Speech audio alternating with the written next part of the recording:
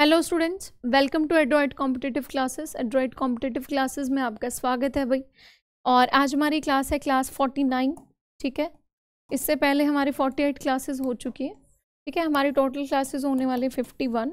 तो 51 क्लासेस में जो है वो आपका सिलेबस जो है वो सारा साइंस का डन हो जाएगा भाई। ठीक है, आगे बढ़ते हैं। तो आज का जो हमारा चैप्टर है वो है डिस्कवरीज। एक बहुत ही आसान सा चैप्टर है, मतलब इसमें कुछ समझाने वगैरह का इतना कुछ खास होता नहीं है सिस्टम। इसमें ये रहेगा कि आपको सिर्फ पता होना चाहिए कि इस चीज़ की डिस्कवरी किसने की और इस चीज़ की डिस्कवरी किसने की। ठीक है, तो बहुत सारी चीज़ें हम पीछे से पढ़ते भी आ रहे हैं, तो काफ़ी सारे क्वेश्चंस उसमें से भी हैं और कुछ क्वेश्चंस आपके इसमें अलग भी आपको देखने को मिलेंगे। ठीक है भाई, ये हमारा बैच है सारे टीचर्स का, एसएससी जीडी मिशन सफलता बैच। ठीक है भाई, जिसमें आपके यूट्यूब पे सारी क्लासेस जो हैं वो फ्री चल रही हैं, बिल्कुल फ्री ऑफ कॉस्ट चल रही हैं। ठीक है, इसमें 60 डेज़ का हमने एक वो लिया था कि 60 डेज़ में जो है वो आपका सारा सिलेबस पीवाईक्यू के थ्रू सारे टीचर्स आपका कंप्लीट करा देंगे। मैक्सिमम टीचर्स का सिलेबस इसमें कंप्लीट हो चुका है, 1-2 टीचर का ही सिलेबस आपका रहता है, वो भी 2-3 दिन में आपका कंप्लीट हो जाएगा। ठीक है, एलेक्जेंड्रो वोल्टा आपके फेमस होते हैं, एलेक्जेंड्रो वोल्टा आपके फेमस होते हैं। अगला क्वेश्चन है आपका Philosophiae Naturalis, Philosophia Mathematica, popularly known as Principia, published in 1685, is great work of which scientist। तो मतलब ये कुछ बुक्स हैं आपकी, तो किस वैज्ञानिक ने इन किताबों पे काम किया है। ठीक है, फिलोसोफिया नेचुरला, प्रिंसिपिया, मैथमेटिका। ठीक है, 1687 में प्रकाशित हुई हैं किताबें हैं। तो किस वैज्ञानिक की ये महान कृति है, यानी कि किस वैज्ञानिक ने इसको लिखा है। तो आंसर आ जाएगा आइजैक न्यूटन। आइजैक न्यूटन ने जो है वो इन किताबों को आपका लिखा है। ठीक है भाई, ये देखो फिलोसोफिया नेचुरलिस प्रिंसिपिया मैथमेटिका, ये आपकी किसकी किताब है, ये आपकी किताब है आइजैक न्यूटन की। ठीक है, और एक और किताब यहाँ पे एपिटोम एस्ट्रोनॉमी। एपिटोम एस्ट्रोनॉमी किसकी है, जोहान्स कैप्लर, जिन्होंने अपनी कैप्लर थ्योरी दी थी, वो ग्रह वाली थ्योरी जो थी। ठीक है, तो जोहान्स कैप्लर। अगला सवाल है who was found famous for the invention of the vacuum pump in 17th century and also pioneered the concept of the absolute vacuum of space, measured the weight of air and used air pressure to predict the weather। निम्नलिखित में से कौन 17वीं शताब्दी में vacuum pump के आविष्कार के लिए प्रसिद्ध है। इन्होंने सबसे पहले अंतरिक्ष के पूर्ण निर्वात की अवधारणा दी थी, हवा के भार का मापन किया था और मौसम की भविष्यवाणी करने के लिए हवा के दबाव का इस्तेमाल किया था। ठीक है, तो इसमें से कौन से आपके हैं, ओटो वॉन ग्यूरिके, ओटो वॉन ग्यूरिके। ठीक है, ओटो वॉन ग्यूरिके आपके इन सारी चीज़ों के लिए फेमस है। अगला क्वेश्चन है इन 1928 who discovered that when a ray of coloured light enters a liquid, a fraction of the light scattered by that liquid is of a different color। 1928 में किसने खोजा कि जब रंगीन प्रकाश की किरण किसी द्रव्य में प्रवेश करती है तो उस द्रव्य द्वारा प्रकीर्णित प्रकाश का एक अंश भिन्न रंग का होता है। ठीक है, तो CV रमन ने ऐसा बोला था, CV रमन। और CV रमन को इस चीज़ के लिए वो है, वो इसको रमन इफेक्ट कहा जाता है और इसके लिए इनको एक नोबेल प्राइज़ भी दिया गया था। ठीक है, भारत रत्न भी इनको दिया गया था 1954 में। Who invented the capillary feed fountain pen?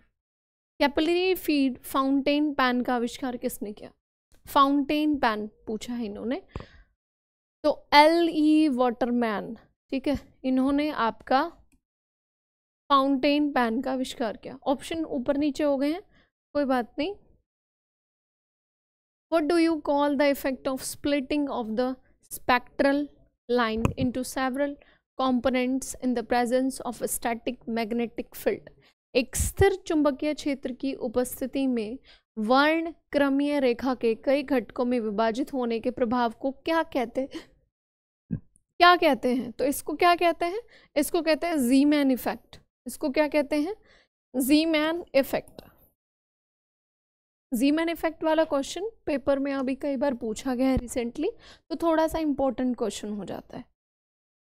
अगला सवाल देखते हैं, the discovery and understanding of electromagnetic induction is based on a long series of experiment carried out by. विद्युत चुंबकीय प्रेरणा की खोज और समझ के द्वारा किए गए प्रयोगों की विस्तृत जो श्रृंखला है वो किस पर आधारित है, मतलब इनमें से किसने ऐसी श्रृंखला को बनाया है, तो फैराडे एंड हेनरी।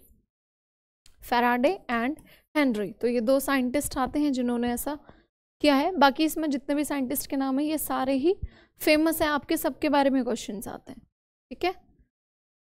ये देखो, ये एक्सपेरिमेंट इन्होंने कब कैरी किया था, 1831 में फैराडे और हेनरी ने, ठीक है।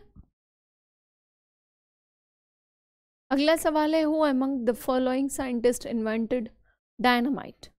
किस वैज्ञानिक ने डायनामाइट का आविष्कार किया, ये हम पहले भी क्लास में पढ़ चुके हैं, अल्फ्रेड नोबल। अल्फ्रेड नोबल ने डायनामाइट का आविष्कार किया, ठीक है। Alfred Nobel invented dynamite.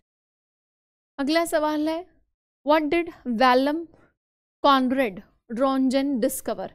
वैलम Conrad Roentgen ने क्या खोज की थी, मतलब किस चीज़ की इन्होंने खोज की थी, तो एक्स रे की इन्होंने खोज की थी, एक्स रे, ठीक है, एक्स रे की इन्होंने खोज की थी।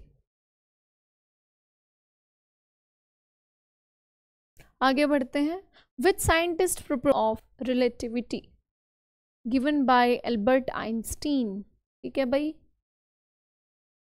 Which scientist won the Nobel Prize in Physics in 1918 for the discovery of energy quanta? तो एनर्जी क्वांटा की खोज के लिए 1918 में किस वैज्ञानिक को नोबेल पुरस्कार दिया गया। एनर्जी क्वांटा पूछा है, ठीक है, तो एनर्जी क्वांटा के लिए किसको दिया गया था, मैक्स कार्ल अर्नेस्ट लैंडविंग प्लैंक। ये क्वेश्चन पूछा जाता है, ठीक है, ये क्वेश्चन पूछा जाता है, इस पे स्टार लगा ले और इस क्वेश्चन को याद रखें, ठीक है। एनर्जी क्वांटा किसने डिस्कवर किया, 1918 में, तो मैक्स कार्ल आइंस्टाइन प्लैंक, और इनको फिजिक्स में नोबेल प्राइज में मिला 1918 में। In the context of contribution of scientist for which they are awarded the Nobel prize, which of the following pairs is incorrect. इसमें पूछा है कि जो कुछ वैज्ञानिक हैं और उनके कुछ खोजें हैं, तो किसको किसके लिए नोबेल प्राइज मिला है, तो उसमें से इनकरेक्ट आपका छांटना है। तो लाइट स्कैटरिंग के लिए क्या सीवी रमन को आपका मिला है, तो ये तो बिल्कुल सही है, ये तो बिल्कुल गलत हो ही नहीं सकता। जो सीवी रमन है उन्होंने प्रकाश के प्रकीर्णन को दर्शाया था और उसी के लिए जो है इनको आपका नोबेल प्राइज मिला था। दूसरा है diffraction of X rays, Max von Laue, तो एक्सरेज के डिफ्रैक्शन के लिए मैक्स वॉन लुई को आपका नोबेल प्राइज मिला था, तो ये भी बिल्कुल सही है, ठीक है। अगला है आपका जीमैन इफेक्ट, हेनरिक लॉरेंट, ये बिल्कुल ठीक है। मैंने कहा था जीमैन इफेक्ट इंपॉर्टेंट है, देखो फिर से क्वेश्चन आ गया है जीमैन इफेक्ट का, तो जीमैन इफेक्ट आप लोग याद रखेंगे। और अगला है आपका कौन सा, नेक्स्ट है आपका क्वांटम मैकेनिक्स के लिए गैलीलियो गैली, ये बिल्कुल गलत है, मतलब option number D is right answer. अभी आपका डी ऑप्शन ठीक है, इस क्वेश्चन में अगर देखें तो डी ऑप्शन ठीक है, क्योंकि इन्होंने क्या पूछा है, इन्होंने पूछा है कौन सा युग्म गलत है, तो गलत के लिए इन्होंने पूछा है, ठीक है भाई।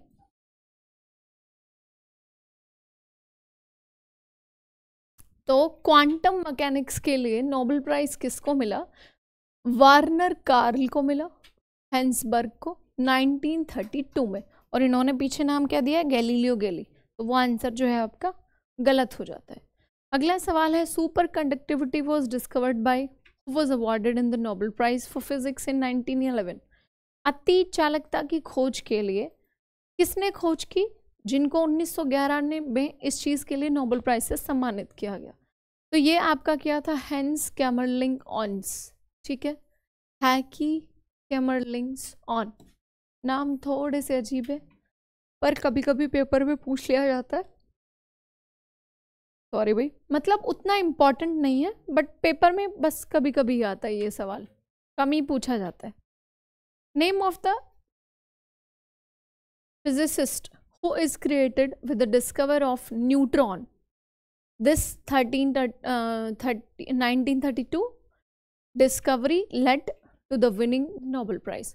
तो इसमें पूछा गया है कि न्यूट्रॉन की खोज किसने की थी, ठीक है, 1932 में, इसके कारण इनको नोबेल प्राइज मिला। तो तो न्यूट्रॉन की खोज किसने की थी? हमें सबको पता है कि जेम्स चैडविक ने न्यूट्रॉन की खोज की थी।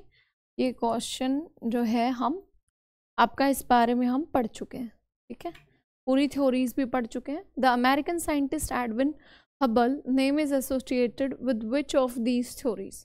तो अमेरिका के एक वैज्ञानिक है जिनका नाम है Edwin Hubble.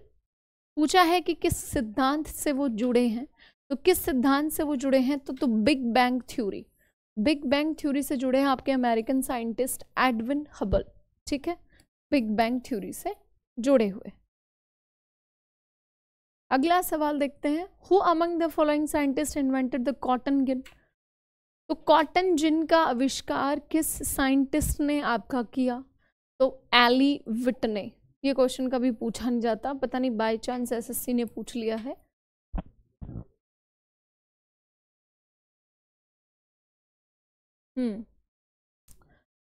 Who among the following scientists invented Kevlar?